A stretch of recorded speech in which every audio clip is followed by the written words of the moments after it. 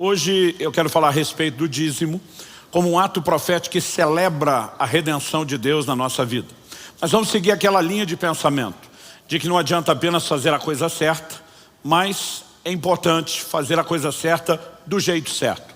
Mais do que apenas fazer o que alguém disse para nós que deveríamos fazer.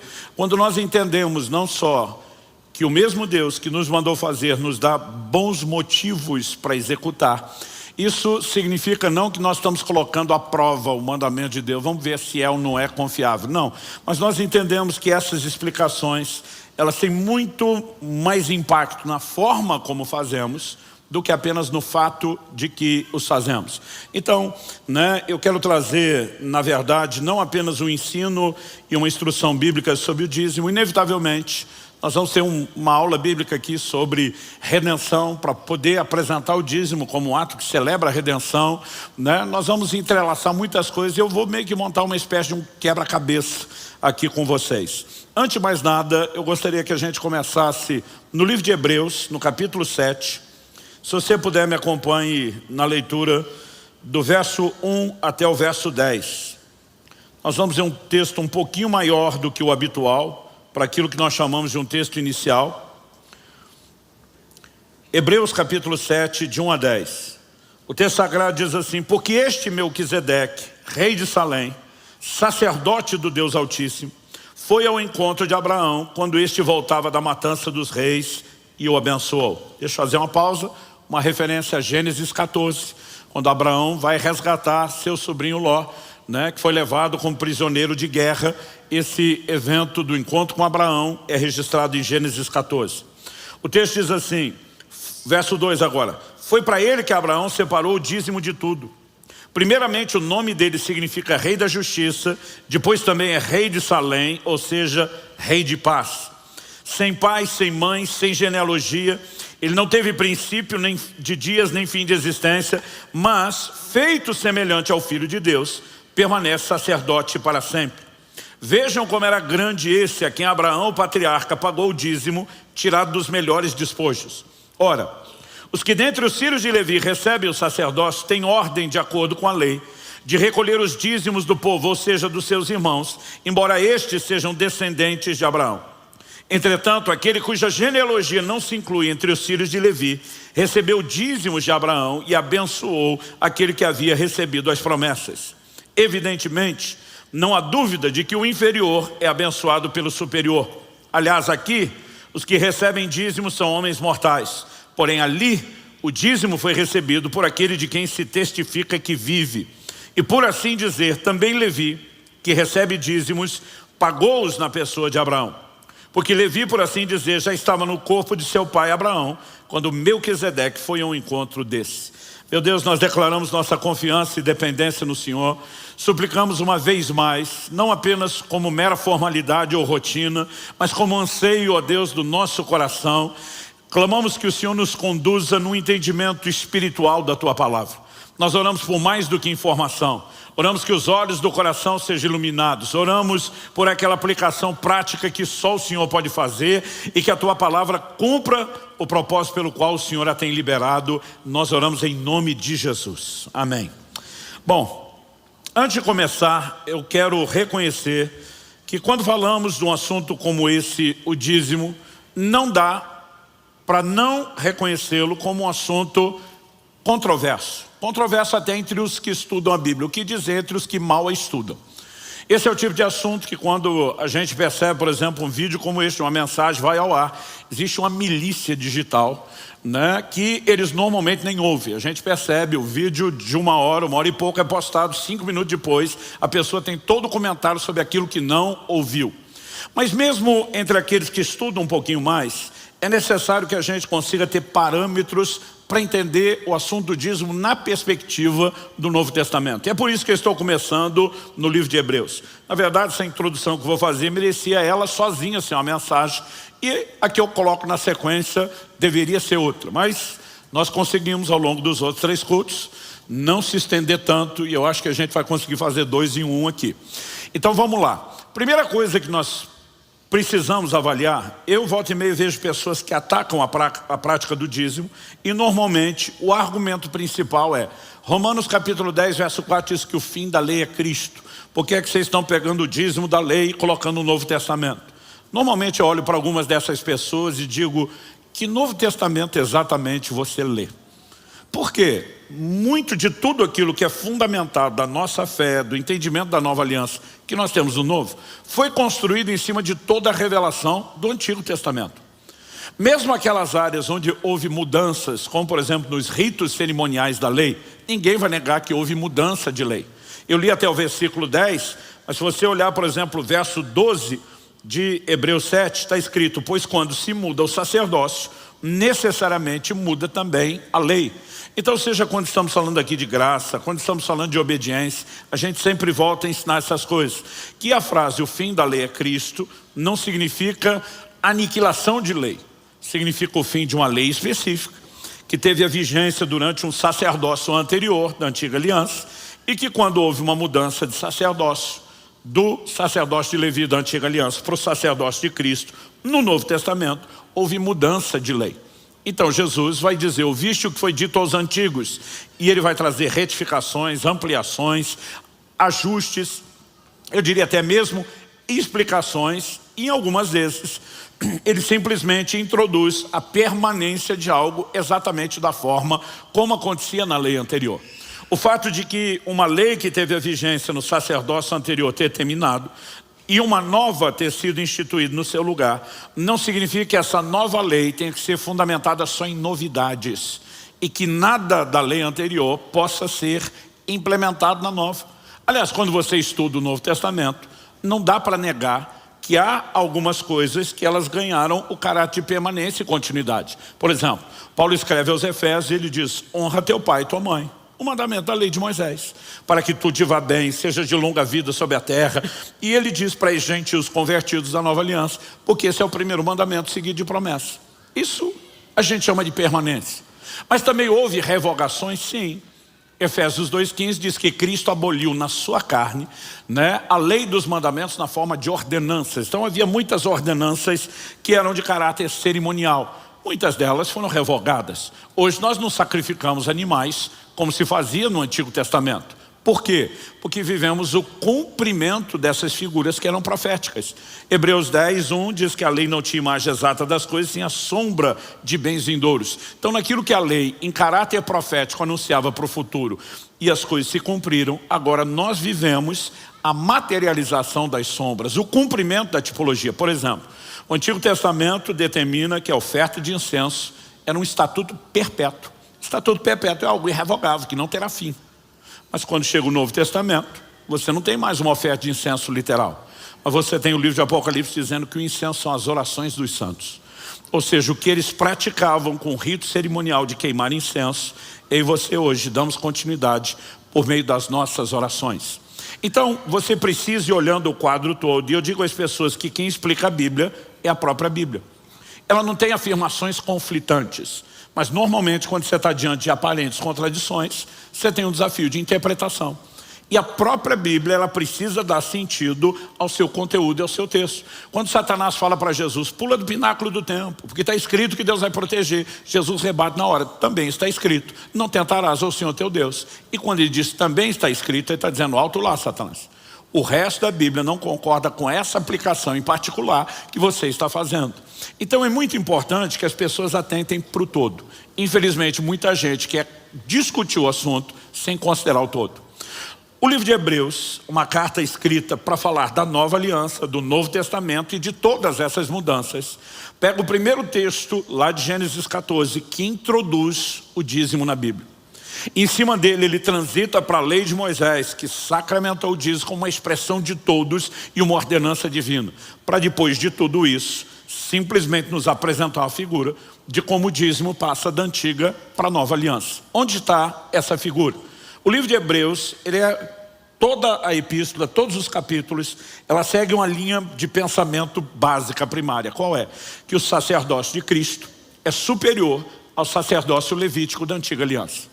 Na verdade, a superioridade de Cristo ela é enfatizada em toda a epístola. No capítulo 1, Cristo é maior do que os anjos.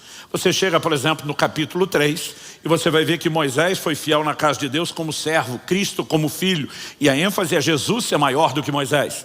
Quando nós chegamos no capítulo 7, a ideia é mostrar o sacerdócio de Cristo, que mudou, como superior ao sacerdócio anterior que foi substituído. O finalzinho do capítulo 6, que é o verso 20, diz que Cristo foi feito sumo sacerdote, né? E o texto faz a seguinte afirmação: tendo se tornado sumo sacerdote para sempre, segundo a ordem de Melquisedeque. Essa é uma declaração do Salmo 110, verso 4, que é um salmo messiânico, apontava para o Cristo Messias. Ou seja, mostrava que o Messias seria um sacerdote, porém não da linhagem de Levi, a tribo sacerdotal.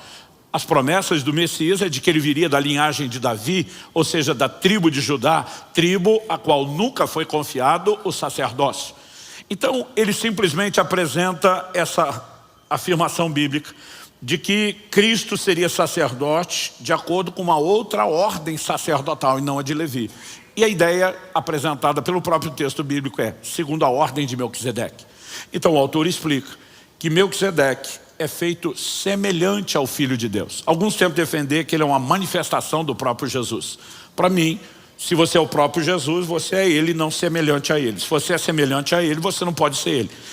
Então, para mim, Melquisedeque é um tipo de Cristo. Mas mesmo para quem pensa diferente, a linha de pensamento, ela vai na mesma direção. Quando Abraão se curva diante de Melquisedeque, que figura Cristo, quando você lê Gênesis 14, não tem genealogia de Melquisedeque, não menciona dia de nascimento nem da morte, e a Bíblia pega isso como uma figura da pré-existência de Cristo, sem começo e nem fim de dias. Então ele é apresentado como uma figura de Cristo.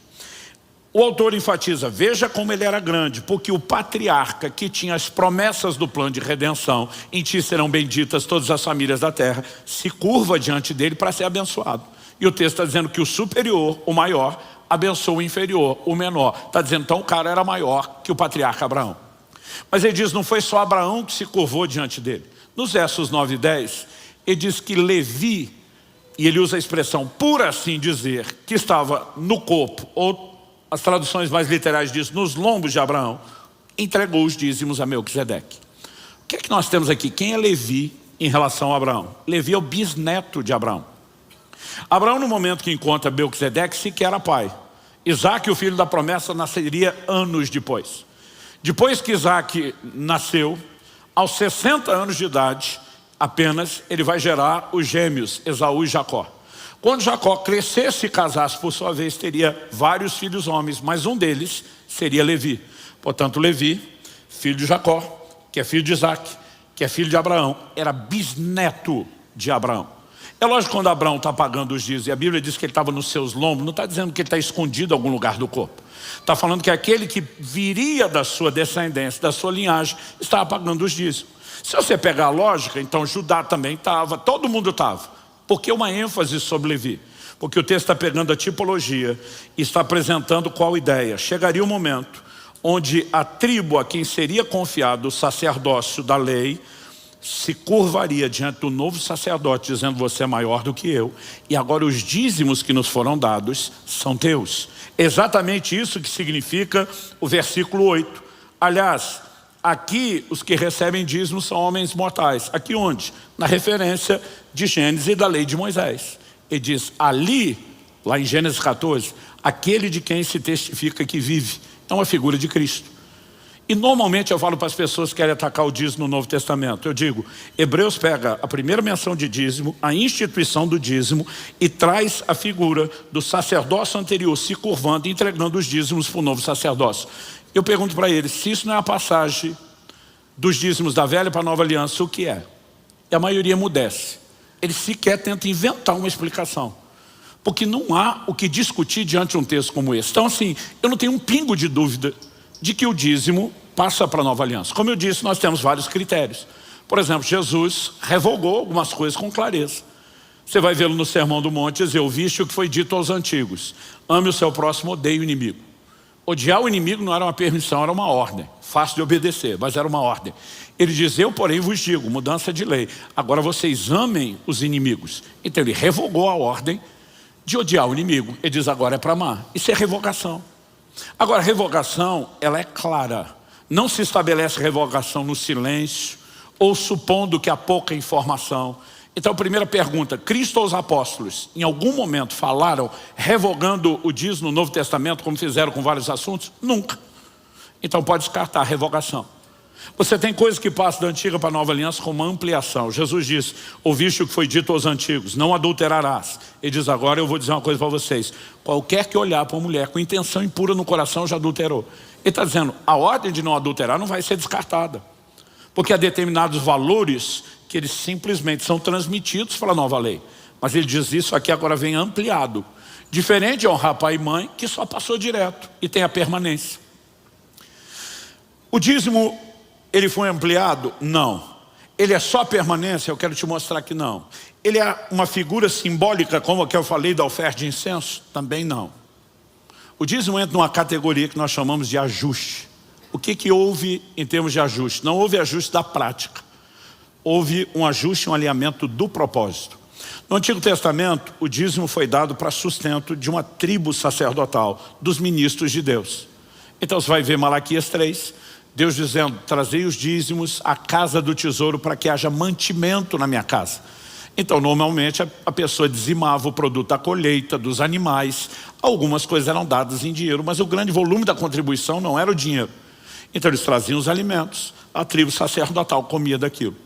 No Novo Testamento, você vai ver a ideia de sustento dos ministros, mas nunca com a ideia da antiga aliança do dízimo. Porque de acordo com o texto de Hebreus 7, na nova aliança os dízimos são de Cristo, o sumo sacerdote. E os obreiros e os ministros de Cristo? Aí você tem uma instituição de salário, não vivem de uma contribuição percentual. E isso é muito importante que a gente defina. Então, o único ajuste que nós temos ligado ao dízimo e diz respeito ao propósito. Ele não é dos sacerdotes, ele é do sacerdote. Embora a Bíblia vá defender que os sacerdotes que ministram do altar devem comer do altar, ser sustentado do altar, é evidente que o dízimo não é deles, como foi dado na antiga aliança. Então, esse é o único ajuste. Não só Cristo não falou contra, como você vai perceber, em Mateus 23, 23, Jesus falando para os fariseus, vocês dão o dízimo do endro, da hortelã, do cominho. Os fariseus eram parte da seita mais severa do judaísmo. Eles eram muito dedicados ao cumprimento da lei. E Jesus está dizendo que o cara dava dízimo da horta de casa. Quando deu de hortelã, divide por 10. A palavra dízimo significa 10ª parte. Dá 10% para Deus. E o cominho, divide em 10, dá para Deus. Mas Jesus diz, mas vocês negligenciam a fé, a misericórdia, a justiça. Aí você vai vê-lo dizendo, essas coisas dá o dízimo, vocês tinham que fazer, sem negar essas. Esse é o único momento que você não vê Jesus dizendo que os fariseus estão fazendo algo errado, ou que eles estão fazendo a coisa certa do jeito errado. Mateus 6, Jesus confronta eles por causa das suas esmolas, jejum, oração e jejum. Não é que essas coisas eram erradas, mas Jesus fala que eles estavam fazendo a coisa certa do jeito errado. Não há um único momento onde você vai ver Jesus elogiando os fariseus ou dizendo que eles estão fazendo a coisa certa do jeito certo. O único momento que ele fala isso é na hora do dízimo. Ele diz só que acertar nessa área não dá a vocês o direito de errar em outra. Quando Jesus diz, dai a César o que é de César e a Deus o que é de Deus, ele está dizendo assim como César tem uma fatia percentual dos seus ganhos, do seu orçamento, do seu rendimento, Deus também tem uma. Ou seja, assim como o imposto é proporcional aos ganhos, ele está dizendo que Deus tem uma fatia do seu ganho que também é proporcional ao nível do seu rendimento. A única coisa que cabe dentro dessa lógica aplicada por Jesus é o dízimo. Então não só não há revogação, como há textos que sustentam isso. E eu não tenho mais um pingo de dúvida sequer sobre esse assunto. O ponto é, o que a Bíblia ensina sobre, na perspectiva da nova aliança, sobre a prática do dízimo? Porque eu acredito que isso deveria nos nortear. Então eu quero apresentar para você uma relação que existe entre o dízimo e redenção. Por quê? Se você me acompanha em Malaquias, no capítulo 3, último livro do Antigo Testamento, Malaquias 3, a partir do verso 6, você vê Deus dizendo o seguinte, porque o Senhor não muda, por isso vocês, filhos de Jacó, não foram destruídos. Desde os dias dos seus pais, vocês se afastaram dos meus estatutos e não os guardaram. Voltem para mim e eu voltarei para vocês, diz o Senhor dos Exércitos. Voltar no quê? O texto termina, vocês perguntam, como havemos de voltar? Verso 8. Será que alguém pode roubar a Deus? Mas vocês estão me roubando e ainda perguntam, em que te roubamos? Nos dízimos e nas ofertas. Com maldição vocês são amaldiçoados, porque estão me roubando, vocês, a nação toda. Tragam todos os dízimos à casa do tesouro, para que haja mantimento na minha casa. Ponham-me à prova nisso, diz o Senhor dos Exércitos, se eu não lhes abrir as janelas do céu e não derramar sobre vocês bênção sem medida. Por causa de vocês repreenderei o devorador, para que não consuma os produtos da terra, e não deixarei que as suas videiras nos campos fiquem sem frutos, diz o Senhor dos Exércitos. Todas as nações dirão que vocês são felizes, porque vocês serão uma terra de delícias, diz o Senhor dos Exércitos. Esse é um texto que regulamenta o dízimo, obviamente dentro da antiga aliança. E nós já vimos que ele tem um aspecto do propósito, mantimento na casa, que não é exatamente o modelo que é tratado no novo. Mas a pergunta é, e as demais verdades foram ditas sobre eles? Sofreram mudança? Não. Uma das coisas que Deus faz, quando por meio do profeta confronta o povo, é dizer, vocês se afastaram, tem que voltar para mim. No que vão voltar? Deus diz o seguinte, vocês têm que parar de me roubar. Ou seja, o cerne dessa discussão, se a gente fosse falar com um palavreado, né, eu diria assim, daquele tom da conversa legal, ele diz respeito à apropriação indébita, indevida. Traduzindo, eu disse, vocês estão metendo a mão no que é meu, estão me roubando. A discussão é em torno de propriedade. Agora, se você vai discutir propriedade de Deus na Bíblia, você não pode fazer isso, evitando a doutrina da redenção, que para mim é o que eu defino como cerne, a espinha dorsal da revelação bíblica. Então nós precisamos entender redenção. Quando eu falo de entender redenção, é evidente que a maioria de nós, crentes, convertidos, está familiarizado com a palavra redenção. Eu cresci ouvindo falar isso. Mas se alguém me perguntasse o que é redenção, eu ia dizer salvação, perdão dos pecados, escapar da condenação eterna do inferno e ir para o céu. E tudo isso diz respeito a uma aplicação prática de redenção. Mas não é a definição de redenção. Redenção na perspectiva do Antigo Testamento é uma transação comercial. E ela significa o resgate de uma propriedade. Agora, quando a gente ouve os judeus falando de redenção, para eles era parte de um contexto cultural que não precisava de explicação. Para nós, que tentamos nos informar de como era a cultura deles, às vezes a gente pode estar um pouco perdido em relação a detalhes. Exemplo, se eu falar que a palavra feijoada, eu preciso te explicar alguma coisa? Não. Eu rodo praticamente quase todo ano, todos os estados do Brasil pregando. Não importa onde você vá. A feijoada deixou de ser patrimônio dos cariocas há muito tempo e virou patrimônio nacional, como o churrasco deixou de ser só dos gaúchos e é de todos nós. Então, qualquer lugar que você vai, não tem brasileiro que não saiba o que é feijoada. Agora, um dia nós recebemos um pregador que veio de um país da África, e ele fala assim para mim numa conversa, eu gostaria de comer um prato típico brasileiro. Quando ele falou isso, eu olhei para ele e falei, nós vamos te fazer uma feijoada. Quando eu falei isso, eu ouvi a pergunta que eu nunca imaginei ouvir na vida. O cara olha para mim e diz, o que é feijoada?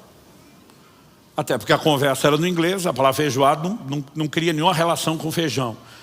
Aí eu estranhei aquilo, mas pensei, lógico, ele não é da nossa cultura, ele não sabe. Falei, é um prato à base de feijão. Quando eu falei prato à base de feijão, ele falou, só feijão? Porque quase não come feijão, é tipo grão de bico, lentilha, pra gente não se come toda hora. Eu falei, não, também tem carne. Aí quando eu falei que tinha carne, ou como diria o pastor Marcelo, carne. Quando eu falei que tinha, ele reclamou, porque ele falou, hoje o senhor falou porco, parecia que o senhor estava falando de porco. Ele falou, o senhor é do Paraná, arruma esse R. Eu falei, sim senhor. Né? Ele é do fiscal de qualidade agora da pronúncia das palavras. Obrigado, Marcelo. O que seria de mim sem você? O povo não entender a nossa amizade pode achar que eu estou fazendo bullying. Talvez eu esteja. Deixa eu voltar na pregação. Quarto culto. Vamos pensar. Eu falei, também tem carne. Aí quando eu falei que tinha carne, ele olha para mim e fala, que tipo de carne? Eu falei, porco. Quando eu falei, porco, ele olha para mim, já torce o nariz, o país dele eles quase não comem porco. Ele faz a pergunta que não deveria ter feito, ele diz, que parte do porco?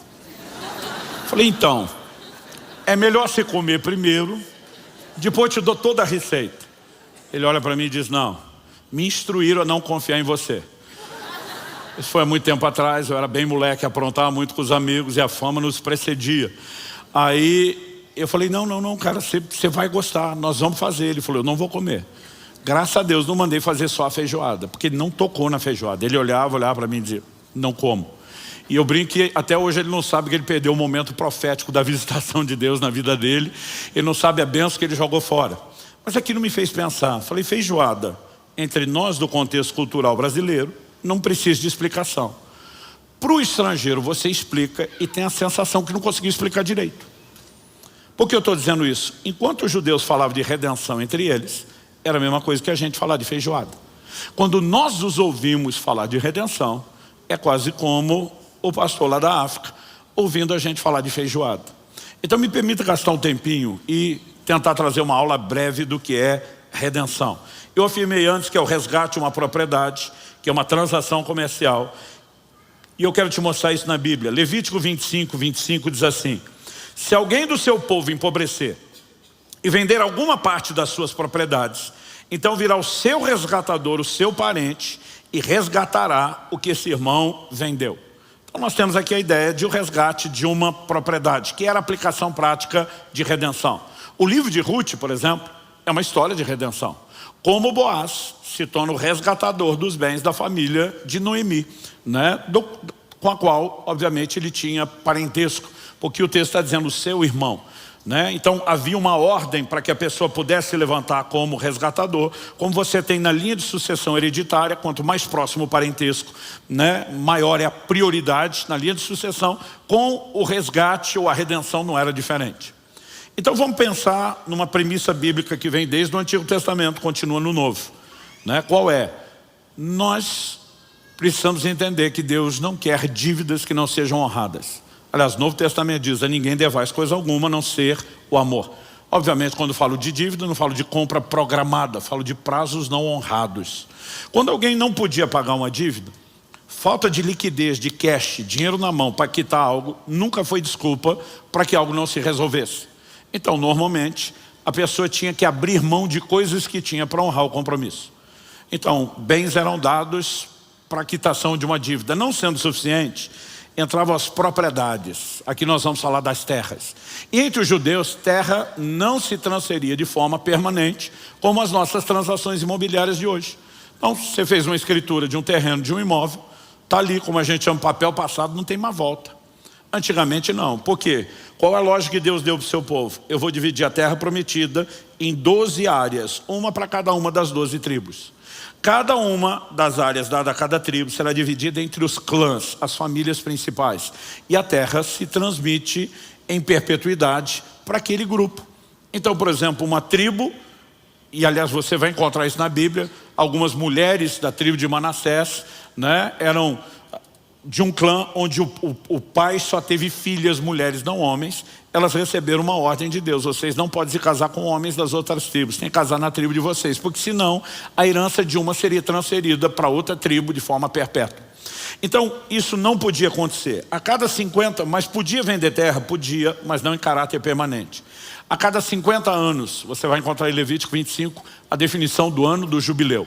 A cada meio século, 50 anos, toda dívida era zerada, todo escravo saía livre e toda a propriedade voltava ao seu dono original. Então, as pessoas vendiam a terra e o valor era calculado de acordo com os anos de colheita até o próximo jubileu, porque a terra não era vendida em caráter permanente. Entendido isso, vamos também lembrar que uma pessoa que não tinha condições, que era o que eu estava falando antes, de honrar uma dívida, ela poderia ter os seus bens entregues, a propriedade, que era a terra, ainda que não em caráter permanente, e não sendo suficiente, a liberdade dela poderia ser comprometida. Segundo Reis, capítulo 4, nos fala de uma viúva, de um dos filhos dos profetas, que ela vem até Eliseu e diz: olha, teu servo morreu, deixou uma dívida, e os credores querem levar meus filhos como escravos. Porque quando não existia mais bens ou propriedades, o que entrava na negociação da dívida era a própria liberdade da pessoa. Aí quando Deus está dizendo, se alguém do seu povo empobrecer e vender as propriedades, isso poderia chegar até as últimas consequências. Ele já abriu mão dos bens, já entregou a propriedade, não sendo suficiente, a liberdade dele seria comprometida, ele seria entregue como escravo. Quais eram as chances dele de deixar de ser escravo? Primeiro, o ano do jubileu. Mas vamos supor, né, num caso qualquer, que quando o jubileu acabou de acontecer, até fechar os 50 anos, muitas vezes isso não era nenhuma opção para que a pessoa ainda estivesse viva para reverter o quadro. Uma segunda opção para sair da escravidão. Êxodo 21 diz que quando um hebreu escravizasse outro hebreu do mesmo povo, no máximo 6 anos, no 7º tinha que deixar sair livre. Mas se a relação acontecesse, um dos dois, não importa se estamos falando do senhor ou do escravo, fosse um edomita, por exemplo, do país vizinho, a lei de Êxodo 21 já não se aplicava. Então qual seria a possibilidade de alguém sair da escravidão? A terceira e última possibilidade era redenção. Como que nós podemos pensar, imaginar ou visualizar redenção? Como uma transação comercial.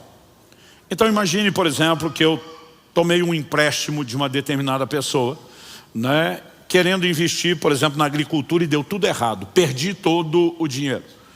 Aquela pessoa, na hora de firmar o acordo comigo, não existia contrato em cartório, mas nós teríamos ido na frente dos anciãos que sentavam às portas da cidade, e o cara tinha dito: estou emprestando dinheiro a juros. Eu não estou correndo risco, não sou sócio dele. Se ele ganhar muito dinheiro com o meu dinheiro, ótimo para ele. Se ele perder dinheiro, eu não estou correndo risco. E vamos supor que eu fiz o empréstimo, fiz o investimento, deu tudo errado. Na hora que não era para chover, choveu. Na hora que não era para chover perto da colheita, choveu. Deu geada e eu perdi, foi tudo. Você acha que eu poderia chegar para o cara que me emprestou e dizer: desculpa, aí foi mal? Ele ia olhar para mim e dizer: eu não corri risco. Quem correu foi você. Então provavelmente ele ia tomar meus bens. Não sendo suficiente, ele tomaria minhas propriedades. Não sendo suficiente, vamos imaginar que nesse caso não era, eu seria entregue como escravo. O último jubileu foi no ano passado. Quer dizer que o próximo é daqui 49 anos. Eu estou com 51, daqui 49 anos ao 100, não faço mais questão nenhuma de ser livre, né? Chegando lá, vive com saúde, eu prefiro o camarada cuidando de mim até a morte, me dando de comer e garantindo minha subsistência. O jubileu não é uma opção. A minha relação com ele era estritamente comercial, mas um de nós não era um hebreu, e Êxodo 21 de sair livre no 7º ano não se aplicava. O que é que me sobrou? A possibilidade de redenção. Como isso funcionaria? Se houvesse algum dos meus parentes que tivesse dinheiro e condição e fosse movido de compaixão e misericórdia para me socorrer, esse parente poderia vir e dizer: eu vou pagar a dívida do Luciano. No momento que ele pagasse a dívida para o meu credor, o credor deixava de ser meu dono, porque a escravidão, ela dependia do vínculo da dívida. Então não seria mais escravo com a dívida paga. Não apenas isso, os meus bens e propriedades, quando falamos de bens, na época você tem que pensar que era boi, cavalo, jumento, camelo, né? E propriedade, as terras que foram dadas para indenizá-lo e não quitaram, elas sairiam do poder dele. Isso significa só que eu deixei de ser escravo? Não. Que o meu resgatador, que tinha que ser um parente, que estava pagando a dívida, ele estava me comprando. Imagina hoje alguém negocia com o banco uma dívida e diz: olha, aqui te dou um juros menor, e compra a dívida do outro. Você transferiu toda a responsabilidade. Essa pessoa estaria me comprando, e até o próximo jubileu, ele seria meu dono e eu seria escravo dele. Mas passou a deixar de ser escravo de um para ser escravo do outro. Não era trocar os 6 por meia dúzia? Não. Porque esse que me comprou, não me comprou para me tratar como escravo. O preço que ele estava pagando não valia a pena. Ele poderia comprar mais e melhores escravos com bem menos dinheiro. Normalmente ele fazia isso como um parente, para usar de misericórdia, e não me trataria debaixo de uma servidão pesada como a que eu estava. A menos que fosse a sogra lhe comprando para acerto de contas, né? Você imagina que dentro dessa ideia de tratar como família, a ideia, né, seria obviamente um tratamento mais ameno. Esse era o desenho de redenção. Era uma transação comercial. Quando Efésios 1:7 fala que nele, em Cristo, nós temos a redenção pelo seu sangue, qual é a ideia? Deus pega exatamente o exemplo que todo mundo conhece. É como se ele fosse dar o exemplo da feijoada. Pega aquilo que todo mundo conhece e diz: eu quero que vocês entendam o que é que Jesus veio fazer. Gente, Cristo veio pagar uma dívida. Colossenses capítulo 2, verso 14 diz que o escrito de dívida que havia contra nós nas suas ordenanças e nos era contrário, ele removeu do nosso meio e cravou na cruz. Por que ele veio pagar a dívida? Porque você não poderíamos pagar. A dívida era tão alta que nos levou à escravidão. Qual escravidão? A do pecado. Segunda de Pedro 2,19 diz: quem é vencido em algo se torna escravo daquele que o vence. Quando o homem cede não só ao pecado e à tentação, mas ao tentador, que é Satanás, ele se torna escravo de Satanás. E o ponto é, algum de nós poderia sair dessa condição? Não. O Salmo 49 diz assim nos versos 7 e 8: ao irmão verdadeiramente ninguém o pode remir, nem dar por ele a Deus o seu resgate. O que é essa ideia de dar o resgate? O texto continua e diz: pois a redenção da alma deles é caríssima e cessaria a tentativa para sempre. Então ninguém podia redimir o irmão que entrou nessa condição de escravidão. Nós precisávamos de um Redentor. É aí que você vai entender o mistério da encarnação de Cristo dentro do plano Redentor. Porque Deus, na pessoa de Jesus, precisou se fazer homem. Porque só um parente com consanguinidade poderia se levantar como resgatador. E como não havia ninguém no nosso meio, porque cada um de nós nasceu debaixo da mesma dívida e da mesma escravidão, Deus diz: eu preciso enviar o resgatador. Então Cristo se torna homem e diz: eu vou pagar essa conta. No momento que ele pagou a conta, como eu disse, Colossenses 2,14 fala da quitação da dívida, o que ele realizou na verdade foi um ato de compra. Apocalipse 5 versos 9 e 10 diz: e cantava um cântico novo, dizendo: digno é o Cordeiro de abrir o livro com seus selos, pois foste morto e com seu sangue compraste para Deus homens de toda raça, tribo, língua, povo e nação, e para o nosso Deus os fizestes reis e sacerdotes.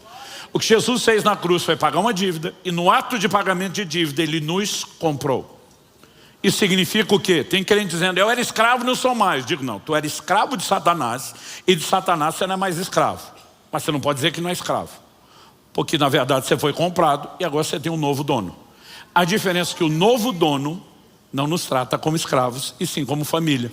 Aí você vai entender Paulo escrevendo em Gálatas 4 e Romanos 8: não recebeste de novo o espírito de escravidão, para outra vez estardes com temor, mas recebeste o espírito de adoção, pelo qual clamamos: Abba, Pai. E a Bíblia diz: se somos filhos, somos herdeiros. Ou seja, ele não apenas ao nos comprar com tudo que nós tínhamos, disse: vocês vão poder usufruir do que perderam, e já era de vocês. Mas está dizendo: ainda vou dar mais, eu faço vocês meus herdeiros, para usufruírem aquilo que é meu. Mas o fato de que ele usou de bondade e misericórdia, e que ele não nos trata como escravos e sim como família, não muda o fato de que legalmente ele é nosso Senhor e nós somos seus escravos.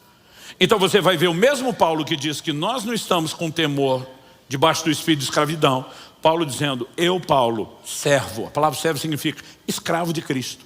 Ou seja, o fato de que somos filhos. Eu vejo algumas pessoas dizendo: você é filho, não é escravo. Eu digo: não, você é tanto um quanto o outro.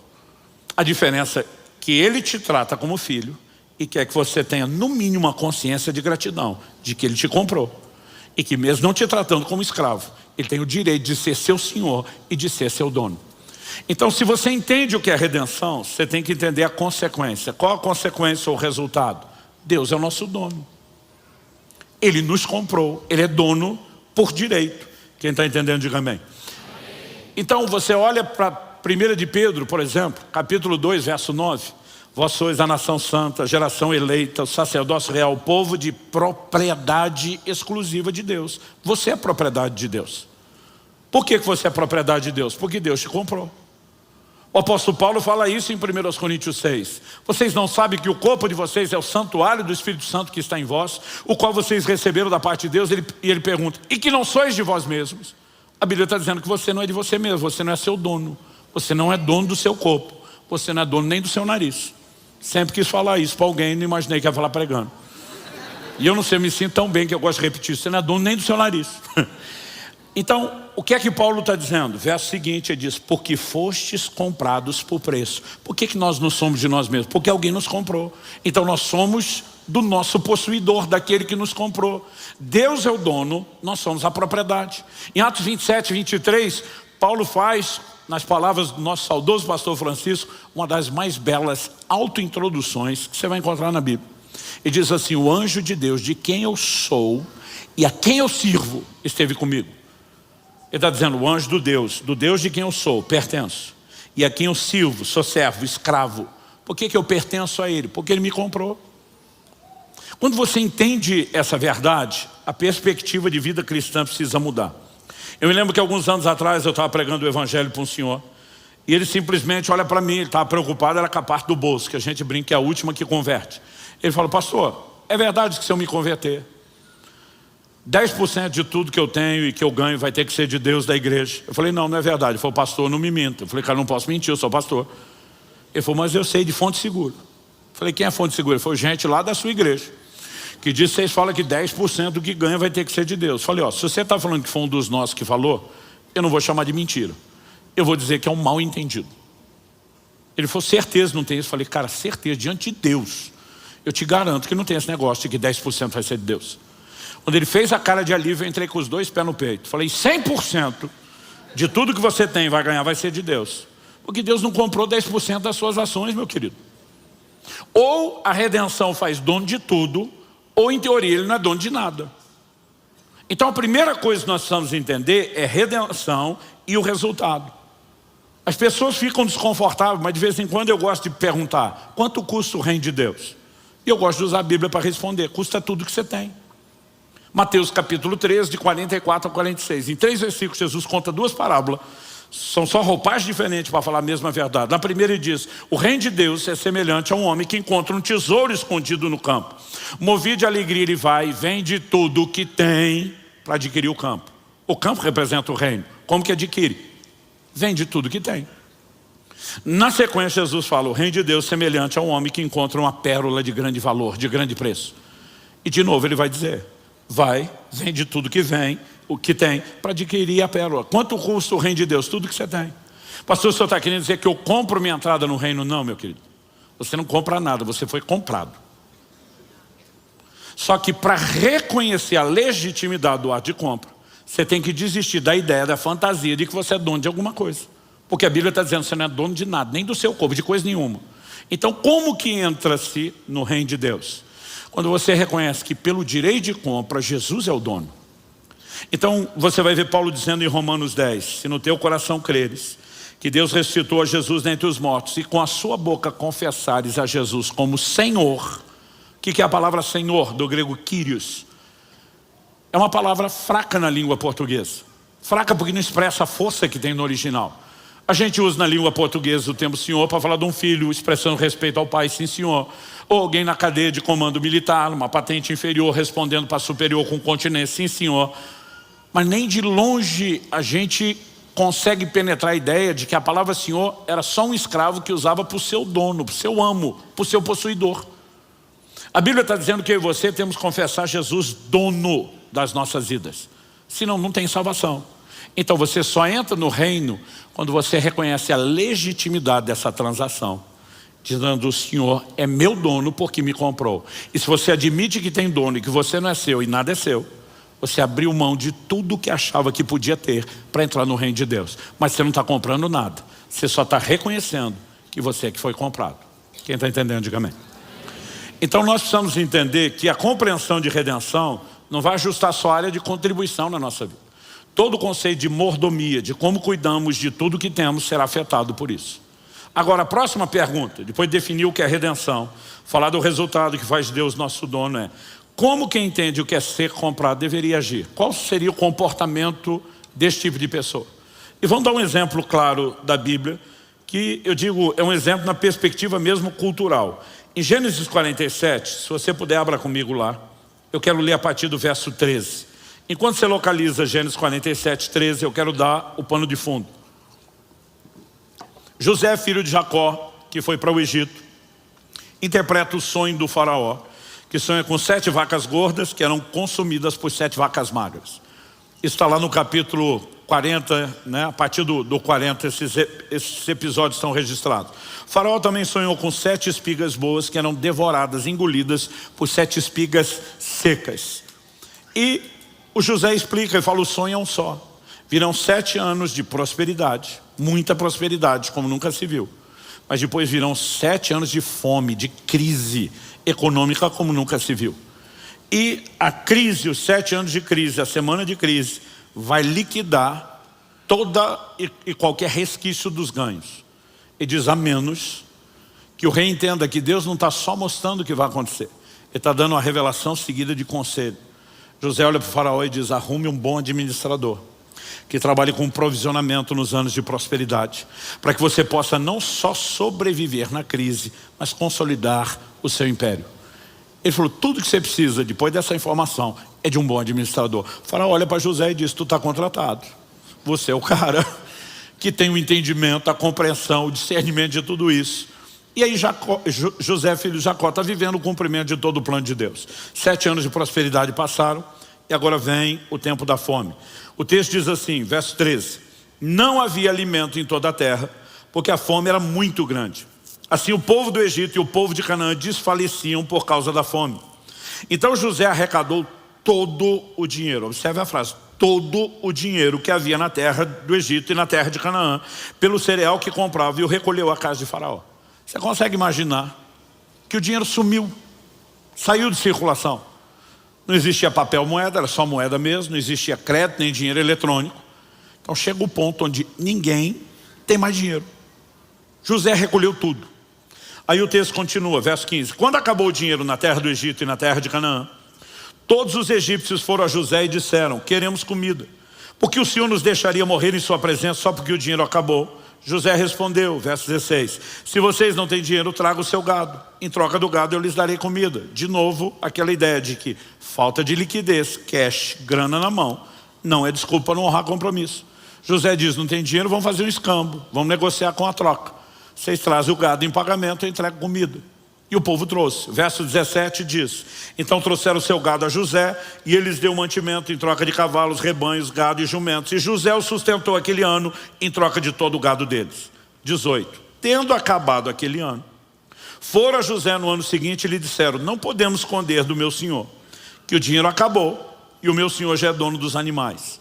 Nada mais nos resta diante de meu senhor, a não ser nosso corpo e a nossa terra. Porque o Senhor nos deixaria perecer em sua presença, tanto nós como a nossa terra. Compre a nós e a nossa terra em troca de mantimento, e nós e a nossa terra seremos escravos de Faraó. Dê-nos semente para que vivamos e não morramos, e a terra não fique deserta. Qual a proposta deles? Se a gente pegar comida, o grão, para comer e plantar, e não pagar, você vai executar a dívida. Já não temos dinheiro, o Senhor levou os bens, o que restou? Propriedades, terra e a nossa liberdade. Se a gente não pagar a dívida, você vai tirar a propriedade, nós vamos virar escravo. Os caras olham para José e dizem, vamos acelerar o processo? Nós já estamos vendendo a terra e a nossa liberdade. Eles partem da premissa de sobrevivência. É melhor continuar vivo como escravo do que em nome da liberdade morrer de fome. E diz, vamos acelerar? José olha para eles e diz, negócio fechado. Verso 20 diz, assim José comprou toda a terra do Egito para Faraó. Foi a maior transação imobiliária de todos os tempos. Ela comprou o país inteiro, gente. Porque os egípcios renderam cada um seu campo, porque a fome era extrema sobre eles. E a terra passou a ser de Faraó. De quem a terra passou a ser? E o povo, verso 21 diz, quanto ao povo, ele o escravizou de uma a outra extremidade da terra do Egito. Então quem que é dono do povo agora? Faraó. Verso 23. Então José disse ao povo, eis que hoje comprei vocês e a terra de vocês para Faraó. Aqui estão as sementes para que semeiem a terra. Ele está pegando a semente de onde? Do celeiro de quem? Do Faraó. Então se a terra é do Faraó, a semente que vai ser plantada é do Faraó, a mão de obra que vai trabalhar na terra é do Faraó. Pergunta com resposta óbvia, de quem é a colheita? Quem é o dono das colheitas? Ô gente, uma pergunta, Fará? Pelo menos o ó, vai lá, você consegue. Fará? Agora, o que é que José fala para esse povo? Olha o verso 24. Ele diz assim, das colheitas vocês darão a quinta parte, o quinto, 20%, a Faraó. As outras 4 partes, 80%, serão de vocês, para semear o campo, para servir de alimento a vocês, aos que estão em suas casas, para alimentar seus filhos. Você acha que quando José deu essa notícia, alguém levantou protestar? Ladrão! Está tentando tirar 20% do que é nosso. Ninguém brigou. Porque quem entende o que é ser comprado, sabe que já não é dono de nada. Aí os caras olham para o José, pera, o Faraó comprou a gente, a nossa terra é dono de tudo, salvou a gente da morte, impediu a gente de perecer. E agora ele está dizendo que ele só quer uma parte do que é dele de volta e a gente fica com o resto. E se você pensar bem, nos 7 anos de prosperidade, todo mundo já dava 1/5 como tributo. Então basicamente o Zé não está mudando nada. Os caras fizeram foi festa. Olha o verso 25. Eles disseram a José, o Senhor salvou a nossa vida, que possamos alcançar favor diante do meu Senhor e seremos escravos de Faraó. Eu brinco que na Bíblia, da linguagem de hoje, do pastor Luciano Subirá, minha própria, os caras falam assim para eles, desse jeito dá gosto de ser escravo. Os caras estão celebrando, você salvou a nossa vida e não vai tratar a gente como escravo? Basicamente José está dizendo, Faraó nunca quis oprimir, nem abusar, nem se aproveitar de vocês. Faraó tinha um plano para salvar todo o Egito. Faraó quer que vocês vivam como já viviam antes de serem escravos, porque não vai tratar vocês como escravos. Mas como todo favor que não se lembra que é favor acaba sendo visto como obrigação, só para manter a cabecinha de vocês no lugar e uma consciência de gratidão, vocês vão continuar devolvendo uma parte do que é do faraó. Para quê? Só para manutenção da corte, da casa, do palácio do faraó. Eu vou te dizer mais do que isso. Nós temos aqui uma figura interessante. O crente que reclama, estão tentando tirar 10% do que é meu, não entendeu o que é redenção. Porque se ele entender redenção, ele sabe que Deus é que deixa ele ficar com 90% do que é dele. Deus não está tentando tirar nada do que é seu. Porque na verdade, se você entendeu e viveu redenção, ele é o dono de tudo. A pergunta é, por que uma parte de tudo que é dele deve voltar para ele? E aí você precisamos entender que há um elemento importante aqui. Eu mencionei que todo favor que você não lembra que é favor virou obrigação. Isso me faz lembrar, quase 30 anos atrás, no início do meu ministério pastoral, quando a gente tinha um programa de ajuda social que hoje eu defino como equivocado. Na época a gente não queria controlar caso a caso, pessoa a pessoa, né? E parecer que a gente está tratando um de uma forma ou do outro, então instituímos um padrão. Quando qualquer desempregado da igreja ou próximo de alguém da igreja era incluído no nosso programa, a gente dizia, você tem 6 meses de cesta básica. O cara dizia, se eu arrumar emprego no mesmo mês ou no mês seguinte, a gente dizia, você está no lucro, reparte a cesta com quem quiser, mas vai ter do mesmo jeito. Mas se não conseguir emprego em 6 meses também já era. Porque de vez em quando tem aqueles que querem encostar em vez de trabalhar, e a gente sabia que tinha que ter padrões. Se a gente não lembrasse a pessoa, olha, foi o primeiro mês, tem 5, foi 2, tem 4, chegou no meio, só mais 2, só mais 1. O cara batia lá na igreja no 7º mês, dizendo, cadê minha cesta básica? Como se a gente estivesse roubando ele. Porque favor que você não lembra que é favor, vira obrigação. E Deus sabe que o seu povo é esquecidinho. Então, quando na hora que Josué vai liderar o povo na travessia do Jordão. Gente, tenta imaginar isso. Deus abre o rio, você passa pé enxuto. Um evento nunca antes experimentado na história. Dá para esquecer isso? Tem história que vai contar para os filhos, para os netos, bisnetos, para todo mundo. Mas Deus disse para Josué, tira 12 pedras do leito seco do rio na hora da travessia. Levante um monumento, um memorial do lado de fora, uma pedra representando cada tribo de Israel, para que ninguém esqueça o que eu fiz aqui. Deus não está falando de esquecer no sentido de amnésia, mas Ele está falando de uma memória de gratidão, de uma consciência a ser cultivada. Quem está entendendo? Quando Jesus, na última ceia, está conversando com os discípulos, eu imagino se fosse numa linguagem de hoje, ele falando alguma coisa mais ou menos assim, negócio seguinte, cambada, eu vou morrer pelos vocês tudo. Mas todas as vezes vocês comerem o pão e beberem o cálice, vocês vão fazer em memória de mim. Ele não estava achando que nenhum deles ia ter uma amnésia. Ia acordar uma manhã dizendo, quem é Cristo? O que ele fez? Não sei, não lembro. Não era esse tipo de coisa. Mas ele fala de manter viva uma consciência. Quando você entende toda essa progressão, a pergunta é, qual a relação de tudo isso com o dízimo? Eu ouso dizer a você, que Deus não instituiu o dízimo, a 10ª parte da nossa renda, apenas para dar manutenção à casa dele. Eu cresci ouvindo isso dentro da igreja. Os dízimos são para a manutenção da casa de Deus. Na verdade, nós precisamos entender que eles têm a ver com uma consciência. Se José pediu a 5ª parte, 20%, por que é que Deus estabeleceu a 10ª parte, 10%? E você precisamos entender que mesmo os números na Bíblia têm um significado recorrente, repetitivo.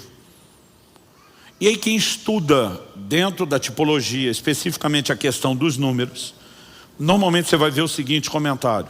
Muitos deles falam assim, é difícil dizer com precisão o significado do número 10. Você pega um, fala de unidade. Testemunho sempre está relacionado com o número 2, por isso Jesus mandava de 2 em 2. O 3 fala de um outro nível de unidade. E aí você vai ter o mistério da Trindade, o ser humano tripartido, e a lista aqui vai longe. O 4 fala de universalidade, é por isso que você tem 4 evangelhos. Tudo que está relacionado com a graça vem no número 5. Relacionado ao homem, o número 6. O 7 fala de totalidade. O 8 de recomeço, fecha o ciclo do 7 total. Abre um novo começo. 9, frutificação. Quando chega no 10, os comentaristas às vezes falam assim: é difícil determinar se o 10 é um número de prova ou de juízo. Porque a indecisão, eles dizem, Deus deu 10 mandamentos para provar o seu povo, mas Deus deu 10 pragas para julgar os egípcios. Quem diz uma hora pode ser prova, outra pode ser, julgamento. A minha pergunta é, o que essas coisas têm em comum? Não o que elas têm de diferente. Porque normalmente a mensagem bíblica ela é tão precisa, é tão clara, é tão harmônica, que a mentalidade tem que ser essa. O que elas têm em comum? Ambas foram dadas num contexto de redenção. A saída de Israel do Egito é a maior figura de redenção que você vai encontrar no Antigo Testamento. Todo mundo estava debaixo da tirania de um senhor que os escravizava, Faraó, que representa a escravidão que eu e você vivíamos debaixo da autoridade de Satanás. Deus tira o povo da escravidão quando? Na noite, Êxodo 12, em que o primeiro cordeiro de Páscoa foi imolado. Qual o paralelo disso? Paulo escreve aos Coríntios e diz: Cristo é o nosso cordeiro pascal. Cristo está para nós como o cordeiro da Páscoa estava para eles. Eles tinham que pegar o sangue daquele cordeiro imolado e colocar nos umbrais das portas. Isso não fala só da aplicação de fé, de tomar posse de algo pela fé, mas fala de um anúncio de redenção. O apóstolo Pedro escreve e diz: não foi com prata ou ouro que vocês foram resgatados da vossa vã maneira de viver, que por tradição heredaste dos vossos pais, mas com o precioso sangue de um cordeiro, sem defeito, conhecido antes da fundação do mundo e agora manifesto por amor de vós. O sangue era a moeda de transação dessa redenção. Então Deus disse: vocês vão pegar o sangue e vão colocar no umbral das portas. Porque o sangue tem o poder de proteger uma casa? Não. Se não, tinha gente usando sangue de animal até hoje. Para pintar não era só o umbral da porta, era a porta toda, a parede, o telhado, o muro, o portão. Mas Deus diz: o sangue será por sinal. Aquilo era um ato profético. Quando aqueles hebreus colocavam o sangue na porta, estavam mandando uma mensagem que ecoava através dos séculos. Um dia, o Cordeiro conhecido antes da fundação do mundo vai encarnar, vai se tornar semelhante a nós com consanguinidade, vai se levantar como resgatador. E a moeda de pagamento, porque Hebreus diz: sem derramamento de sangue não há remissão de pecados. Não será prata, não será ouro, não será nada corruptível, será o sangue do próprio Filho de Deus. Então o que eles estavam fazendo era um ato profético. O que eu e você precisamos entender é que normalmente na Bíblia, Deus manda a gente lidar com o diabo. Ele diz: você pode resolver. Marcos 16, Jesus diz: no meu nome, vocês expulsam demônios. Quem expulsa demônio é a gente. No nome de Jesus, por procuração dele, com a autoridade dele. Mas quem expulsa é a gente. Se a pessoa ficar endemoniada perto de você, você não tem que orar: oh meu Deus, vem tirar esse bicho daí. Você chuta o miserável para fora na autoridade do nome de Jesus. Paulo escreve aos Efésios, diz: não deis lugar ao diabo. Ele está dizendo que dá ou não dá espaço é responsabilidade nossa, não tem a ver com Deus. Tiago capítulo 4 diz: resisti ao diabo e ele fugirá de vocês. 1 de Pedro 5, 8 e 9 diz: o diabo, vosso adversário, anda em vosso derredor, bramando como leão, buscando a quem possa tragar. Resistir e firmes na fé. Quem resiste é a gente. Essa é a dinâmica que você encontra na Bíblia. Mas quando o assunto é redenção, e redenção põe Deus como dono da sua propriedade, normalmente você vai ver Deus dizendo o quê? Quem defende o que é meu sou eu. Então Deus diz o seguinte: se vocês colocarem o sangue nas portas, quando o anjo da morte passar e ver o sinal, ele não vai entrar. Por que não vai entrar? Deus diz: porque eu vou defender a casa. Ele está dizendo: eu defendo aquilo que é meu. Gente, isso é um fato. Anos atrás, eu já estava morando aqui em Curitiba na época, eu recebi a visita de um amigo que tem um dos testemunhos de conversão mais impressionantes que eu já ouvi. Ele foi bruxo, canceroso, mendigo, tudo que você imaginar. Jesus fez a limpa na vida desse cara. E ele está dando detalhes do lugar que ele viveu na magia. Eu conheci pouca gente que entrava tão a fundo nas trevas como esse cara entrou. Eu olhei para ele e falei: Carlão, como é que tu conseguiu sair de um lugar de tamanha cegueira e escravidão para o encontro com Cristo? Ainda lembro dele no sofá de casa sorrindo e dizendo: o diabo deu um tiro no pé. Eu falei: como é que foi? Ele falou: Subirá, não queira saber as nojeiras que eu fazia, porque o diabo paga mal o seu servo. Mas numa determinada ocasião, vou mudar o linguajar dele, falar de uma forma que você entenda. Ele disse o seguinte: me foi pedido um trabalho específico dentro daquele nível de magia.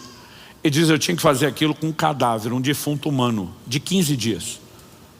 Eu falei, 15 dias? Ele falou, Lázaro com 4 cheirava mal. Ele falou, você não imagina o que é um de 15. Eu falei, não imaginei o de 4, criatura. O que dizer o de 15? Ele falou, e nem queira saber a nojeira do que eu tinha que fazer com aquele corpo em decomposição. Ele diz, na gíria do ocultismo, comprei um corpo. Eu tenho informação de quando, no dia do trabalho, eu vou ter alguém com exatos 15 dias, onde está enterrado, garantir que a violação ao túmulo e ao cadáver vai ser mantida em sigilo. Então comprei o corpo. Chegou o dia do trabalho, violei a sepultura, cheguei no caixão. Quando eu ia violar o caixão para ter acesso ao cadáver, falou, o demônio que eu servia na magia aparece materializado atrás de mim, me chama pelo meu apelido da magia. Quando eu olho para ele, ele falou, ei, o que eu te pedi não dá para fazer com esse corpo não. Esse meu amigo falou que bateu o pé, falou, eu comprei o corpo, é meu, vou fazer com esse. O bicho atrás dele falou, se você tocar nesse corpo, você morre. E ele levou um susto. Ele só perguntou por quê. E disse que o demônio com a cara feia sinaliza um gesto de cabeça para cima e diz, esse é do homem lá de cima. Ele falou, Luciano, eu fiquei perturbado com aquilo. Ele falou, o dia seguinte eu fui tentar descobrir quem que tinha sido enterrado ali. Descobri que era uma crente, esposa de um pastor. E fiquei pensando, depois de 15 dias, nesse nível de putrefação e decomposição, Deus ainda está protegendo o que é dele. O que dizer eu e você hoje vivo? Nossa casa, nossa família, nossos bens. Porque Deus defende aquilo que é dele. Agora preste atenção, pastor, o que isso tem a ver com o dízimo? Deus disse, se vocês trouxerem os dízimos, Malaquias 3, eu vou repreender o devorador. Deus só diz, a briga é minha, porque a propriedade é minha, quando existe um reconhecimento disso. Então eu ouso dizer que o número 10 do dízimo, que está associado à redenção, não importa se nós estamos falando dos 10 mandamentos que ele deu para provar o seu povo no ato de redenção, das 10 pragas, se você olhar para o Cordeiro da Páscoa, na lei de Moisés, Deus instituiu o dia que o cordeiro tinha que ser separado do rebanho para o sacrifício. Só seria sacrificado no 14º dia, mas Deus diz, o dia de separar do rebanho é o 10º dia. Era o dia 10 do mês de Abib, que para eles cai mais ou menos perto do nosso abril, mas para eles é como se fosse janeiro, o primeiro mês do ano. Deus diz, não é o 9, não é o 11, é o dia 10 que você separa o cordeiro que figura o Cristo, que é o nosso Redentor. Porque o 10 é o número de redenção. Então Deus pega uma cota, que simboliza o número de redenção, pede um comportamento que o leva a agir só como quando ele age com redenção. Isso me faz entender o quê? Quando Paulo diz que você não é dono do próprio corpo, e diz porque foste comprado, ele termina dizendo, glorifiquem portanto a Deus com o corpo de vocês. Glorificar a Deus com o corpo não é meramente a dança no louvor e adoração. O reconhecimento de que o corpo tem um dono. A consciência de mordomia, de gerência, de cuidar bem do que é de Deus, para honrá-lo pelo ato de compra, nos leva a glorificá-lo. Se isso vale com o corpo, vale com a forma como você cuida da sua casa, vale a respeito da maneira como você cuida dos bens, quando nós temos a consciência de que ele é o dono. Quando você junta todas essas coisas, eu ouso dizer que o dízimo, ele tem algo parecido com a ceia do Senhor. Qual o propósito de comermos o pão e bebemos o cálice? Recordar a redenção, manter viva a consciência da redenção. Qual foi a primeira vez que o dízimo aparece na Bíblia? No texto citado em Hebreus, Gênesis 14. Que vai ser usado como uma figura da passagem dele para a nova aliança. Melquisedeque é a figura de Cristo. Vem ao encontro de Abraão trazendo o quê? Pão e vinho. É a primeira vez que você tem a menção do dízimo, é a primeira vez que você tem os elementos da ceia. Porque ambos servem ao mesmo propósito, manter e preservar uma consciência de gratidão pela redenção. Enquanto meus filhos cresciam, eram pequenos, quando chegava o dia de entregar o dízimo, normalmente fazíamos isso no primeiro domingo do mês, que era o domingo da ceia. Aliás, muita gente perguntou, pastor, por que ao longo dos anos a gente ceava, né, junto com o momento da entrega dos dízimos? Depois, pelo volume, quantidade de pessoas, a gente teve que reformular. Mas quem está aqui há mais tempo lembra que a gente fazia as duas coisas ao mesmo tempo. E a gente dizia, porque as duas figuras se mesclam em relação ao seu significado. Então, quando chegava o dia, normalmente eu dobrava os meus joelhos junto com os meus filhos, toda a família reunida, segurando o mesmo envelope. A gente pegava aquele envelope com o dízimo e a nossa oração era, Jesus, nós reconhecemos que o Senhor é o nosso Senhor, é dono de 10% do que nós temos. O Senhor é dono de tudo que nós somos, de tudo que nós temos. Esses 10% nós vamos te entregar agora.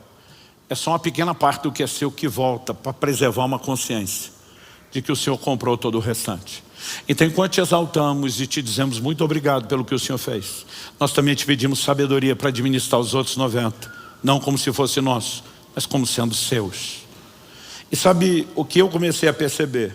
Que quando Deus diz, me prova nisso, traz o dízimo para ver se eu não abro as janelas dos céus. Existe bênção sobrenatural sobre a vida do dizimista. Mas isso não significa, e Deus está dizendo, me põe à prova. Em tudo o resto eu disse, só me obedeça, não questiona. Nisso ele diz, me põe à prova e vê se não funciona. Então, ao que você precisamos entender que o dízimo não é uma forma de aumentar o nosso patrimônio. Porque se a gente tem a consciência que é tudo de Deus, não nosso, o que multiplica não é o nosso patrimônio. É o patrimônio dele, sob a nossa gerência e mordomia. Então o dízimo está mais além de expressar e celebrar a redenção, a bênção que vem dele, ou a ausência de bênção que provém da não fidelidade nele, está muito mais para um teste de fidelidade. Jesus disse que quem é fiel no pouco, vai ser fiel no muito. Mas quem é fiel no pouco, vai ser fiel no muito. Aí de vez em quando o crente me fala, não pastor, não estou dizimando porque eu ganho pouco. Quando eu ganhar mais, eu vou dizimar.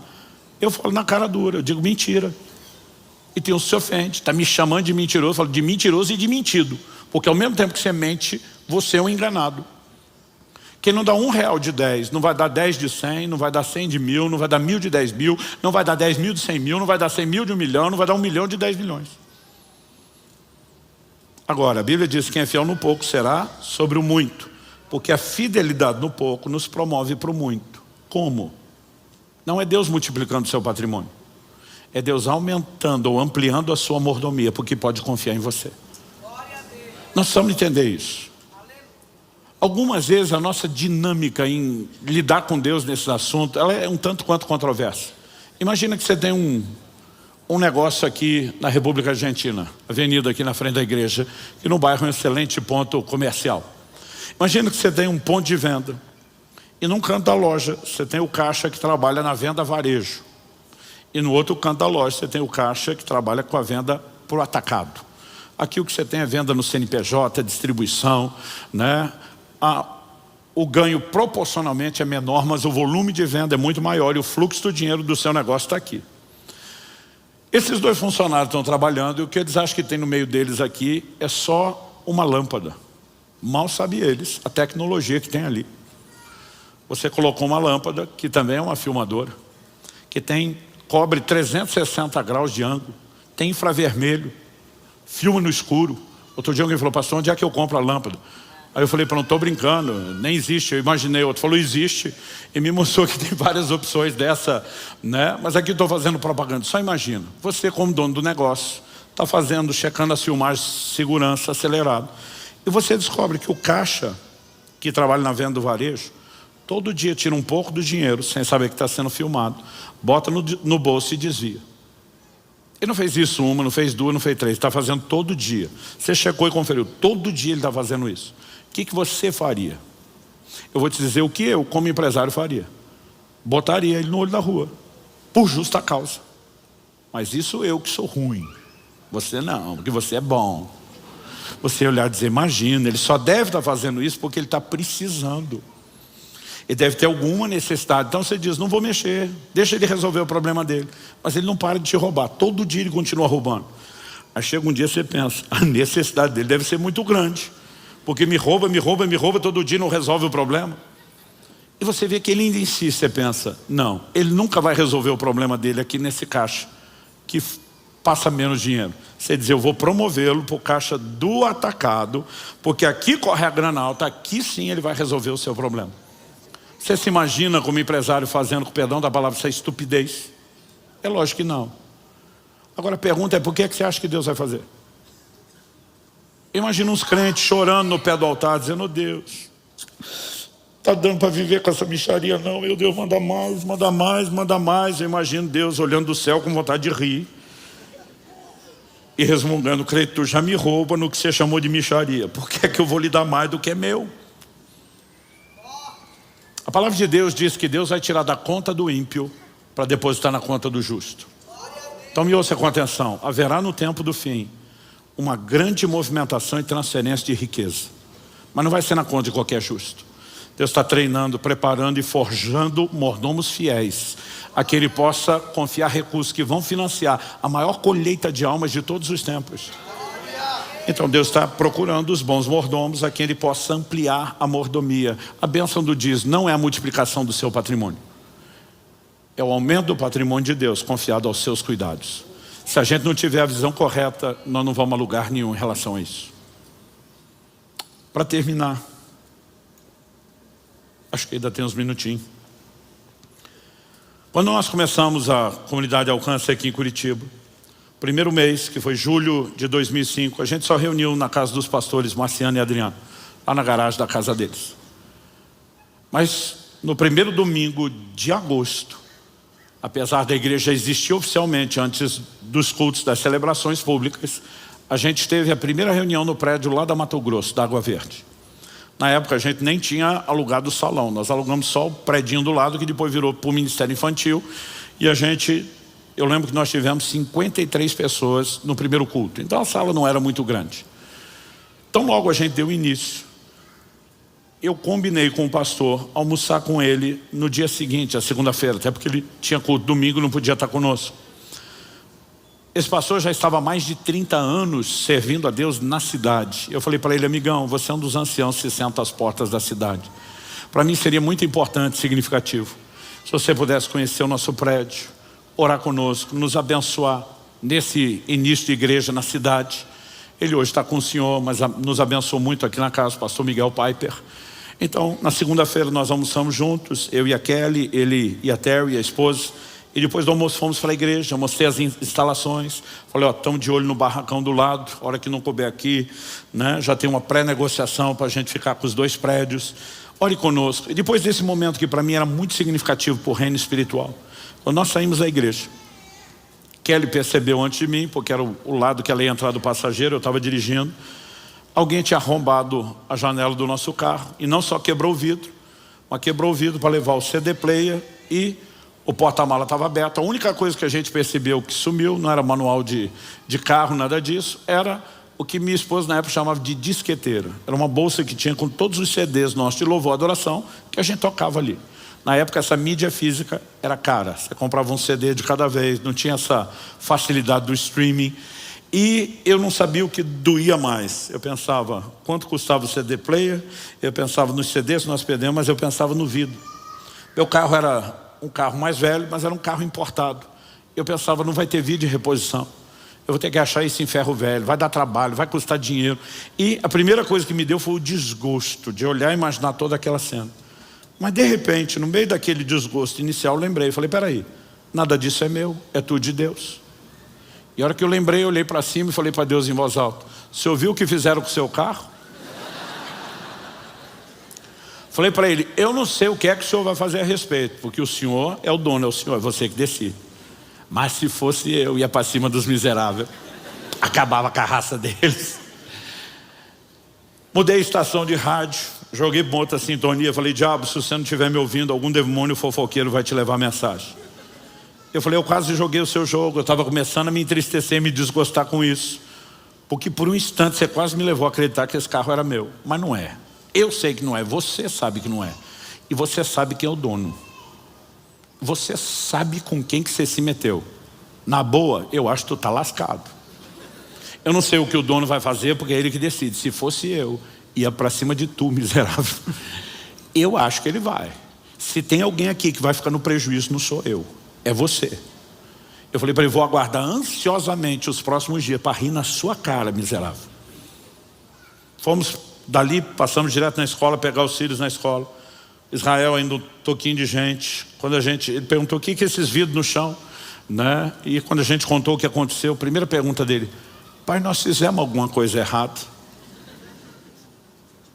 Eu falei: filho, nós não fizemos nada de errado, e nós vamos fazer festa daqui uns dias. Fica de olho nisso. Isso aqui é uma grande lição para nós. Uma semana depois, na outra segunda-feira, telefone toca. Era a época do finado telefone fixo. Telefone toca, eu atendo. Quando atendo o telefone, do outro lado uma voz pergunta: é da casa do pastor Luciano Subirá? Eu falei: é. Ele está? Eu falei: ele mesmo. Eu estou me perguntando como é que esse cara tem meu telefone, porque eu mudei para a cidade faz poucos meses. O telefone não estava no meu nome e nem divulgado na lista. Agora os mais novos vão ficar se perguntando o que é lista. Essa é uma experiência cultural fantástica. Google aí, lista telefônica. Talvez você acha mais do que uma foto, quem sabe um vídeo para entender o que nós estamos falando. Eu pensei, como é que ele tem meu número? Aí o cara pergunta do outro lado e diz assim, roubaram um CD seus, não roubaram? Falei, roubaram. Falei, como é que você sabe disso? Não fiz queixa, não fiz BO, não falei para quase ninguém. Ele falou, porque os CDs estão comigo. Falei, você que roubou? Ele falou, não.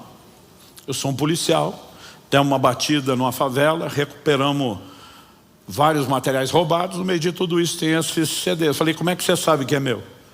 Ele falou, um dos policiais na hora falou assim para mim, falou, isso aqui é coisa de crente. Sua mulher é crente, vê se interessa, porque nós nunca vamos achar o dono de CD. Né? E ele falou, eu levei para casa. Quando cheguei em casa, minha irmã também estava lá, que também é crente. E quando eu mostrei o CD, eu falei, vê se isso interessa para vocês, que nós nunca vamos achar o dono. Ele disse que a irmã dele olhou e falou, isso aqui é de um homem de Deus. Falei, como é que você sabe que o CD é meu? Ele falou que está escrito Luciano e Kelly subirá em tudo. Eu lembrei que o crente não rouba, ele esquece de devolver. Então minha esposa sempre escrevia com aquelas canetas que não apagam o lembrete de quem era a bendita mídia, né? o CD. Ele falou que está escrito Luciano e Kelly subirá em tudo. Mas porque o nome de vocês estava lá quando eu cheguei. Minha irmã falou, esse cara é um homem de Deus, já veio pregar aqui na nossa cidade. Ele falou, quando ouviu, ela falou isso, ela ainda falou assim, se você não devolver, você está debaixo de maldição. Eu falei, eu nem conheço, não sei como. Ela falou, te vira, senão você está lascado.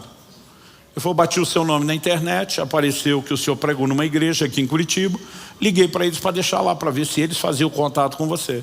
E foi o pessoal da igreja que me deu o seu telefone. Falei, então eu queria que o senhor me desse o endereço para eu levar aí. Eu estou pensando, é ruim. Tu tá com coisa roubada minha, não sei se foi você que roubou, agora eu vou dar endereço de casa. Aí pensei, endereço da igreja é público. Falei, você não quer que eu busque com você? Ele falou, não, eu estou na Honda, é mais fácil eu te achar do que você me achar. Eu falei, ok, então me leva na igreja. Falei, amanhã cedo eu estou orando lá, dei o endereço da igreja. Enquanto eu estava orando, eu lembrei daquilo que eu falei. Não sei o que Deus vai fazer, mas se fosse eu, o diabo fazia você trazer de volta. Falei, não é que está voltando no mesmo portão? Eu achei aquilo curioso, mas enquanto estava orando, o Espírito Santo começou a me incomodar e dizer, ele te disse que não é crente, mas na verdade ele é um desviado. E a hora que ele chegou, foi uma das primeiras coisas que eu falei, porque eu comecei a entender. Falei, Deus armou uma para o Satanás. Enquanto ele achou que ia roubar um CD play e alguns CDs de um servo de Deus, Deus iria usar essa situação para não roubar algumas almas que estavam no controle dele. Então eu estou orando por ele, quando ele chega, eu falei, olha, você me disse que não é crente, que sua mulher quer, mas na verdade tu é um desviado, não é? Ele falou, como é que o senhor sabe disso? Eu falei, Deus me disse. Ele falou, eu sou. Eu falei, por que você se quer se identificar? Ele falou, pastor, eu estou tão desviado que eu sou pior do que o não crente. Então eu prefiro dizer que eu não sou. Na hora que ele falou isso, simplesmente aquele negócio saiu da minha boca, não deu tempo de eu segurar e pegar. Eu falei, alguém como você conheceu a verdade, está vivendo longe dela, trabalha com o que trabalha, a linha não é muito fina entre o certo e o errado. E a hora que eu falo isso, eu mesmo me pergunto o que eu estou falando. O cara vem trazer minhas coisas, estou chamando ele de corrupto. A hora que eu falei isso, ele baixou a cabeça e falou, não adianta esconder as coisas do senhor, que o senhor é homem de Deus. Ele falou, então vamos rasgar o jogo aqui. Ele falou, eu não recuperei isso em batida nenhuma. Ele falou, eu fui o receptador que comprou do craqueiro que quebrou seu carro. Eu falei, então você é cúmplice do resto do prejuízo. Eu perdi o vidro, eu perdi o CD play, tu veio me trazer só o CD de música de volta. Ele falou, então, estava aqui me perguntando como é que eu ia chegar nesse ponto, sem precisar abrir o jogo. Mas eu te trouxe outro CD player para te restituir. E já abriu o porta-mala do carro dele, pegou um aparelhozão de CD. E eu lembro que eu perguntei para ele, era a gíria da época, eu falei, você garante que isso aí não é cabrito, não é roubado? Ele olha para mim e diz, aí o pastor está querendo demais também. Eu falei, meu amigo, se isso é cabrito eu não posso pegar. Ele falou, não, se o senhor não pegar eu estou debaixo de maldição. Eu falei, se pegar estou eu. Por que eu vou ficar debaixo de maldição no teu lugar? Ele, ok, já entendi. Eu falei, então vamos fazer o seguinte, então vamos ali na loja, eu te compro um novo com nota. Eu falei, tu tá mesmo com medo da maldição? Eu falei, eu tenho uma outra proposta para você. Ele falou, qual? Eu falei, vai te custar um pouco mais caro do que isso. Se fosse hoje eu voltasse lá atrás, eu tinha feito ainda um drama, uma encenação, eu teria dito, sua alma. Ele falou, o que vai me custar? Eu falei, eu quero domingo às 6 da tarde, que é a hora do nosso culto, você e sua família na primeira fila de bancos. Se você vier, tu está liberado da cumplicidade do vidro, do CD player. Eu falei, eu não quero nada. Ele falou, não, eu te dou o CD e volto domingo. Eu falei, se você me der, você não me deve nada. Eu quero você devendo, eu quero sua consciência fritando aí. Eu quero você com medo da maldição, dizendo, eu vou lá na igreja acertar as coisas. E Deus seja louvado, ele não só veio, ele se reconciliou com o Senhor Jesus, ele permaneceu. E eu ficava dizendo para o diabo, tu é muito besta de se meter com aquilo que é de Deus. Sabe, a gente começa a viver um nível de consciência. Meu querido, eu não acredito no que muitos pregadores, na boa intenção, eu acho que estão mentindo, estão mal informados, no que eles dizem por aí, se você dizimar, ninguém vai roubar o que é seu. A Bíblia nunca falou isso. Jesus falou para os seus discípulos, junta tesouro no céu, porque aqui na terra a traça e a ferrugem corroem e consomem, e os ladrões minam e roubam. Ele não falou que isso é para o não crente ou não dizimista. Foi para os seus discípulos. A Bíblia nunca disse não vai acontecer. Mas Deus disse, se acontecer, quem defende o negócio sou eu. Quem briga por isso sou eu. E há motivos pelos quais Deus pode decidir lidar com o que é dele de forma diferente. Nesse dia nós tivemos uma baita de uma isca para ganhar o que para Deus vale mais do que dinheiro ou qualquer outro patrimônio. Almas. Pessoas que têm valor para Deus. Essas coisas vão ajudando a gente a mudar completamente a visão de como lidamos, de como administramos, de como nós honramos o Senhor. Quem está entendendo, diga amém.